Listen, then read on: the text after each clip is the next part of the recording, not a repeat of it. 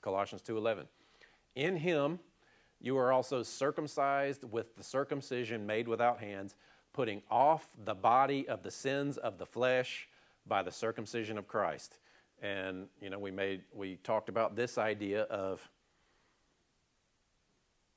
putting off the body of the sins of the flesh.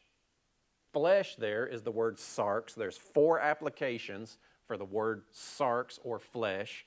Flesh, as we know it, is this skin covering, which unfortunately most people think of when they hear the word flesh. God didn't put your skin covering away. That'd be weird. What he put away was this particular definition of flesh, and that is mere human nature. The earthly nature of man apart from divine influence, therefore prone to sin and opposed to God. So that flesh, the part that is just mere human nature, the part that is prone to sin, the part that is opposed to God, he cut it away from you.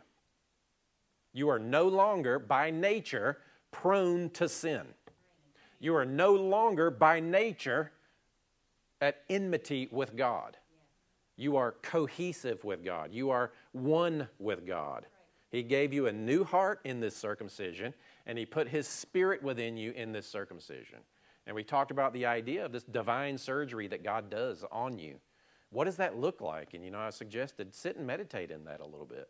Some of you artists even paint what that might look like, I see kind of a literal but also metaphorical image of God suiting up to go to surgery, and he does a deep work within you, and he removes the disease. He removes that root of sin out of you, that nature that is opposed to him, that nature that's prone towards sin. He takes it away, and he gives you a new heart, and in this new heart is genetically encoded obedience from the heart. It's genetically encoded the law. In other words, the best way to live in this life. Not for righteousness, but because you are righteous.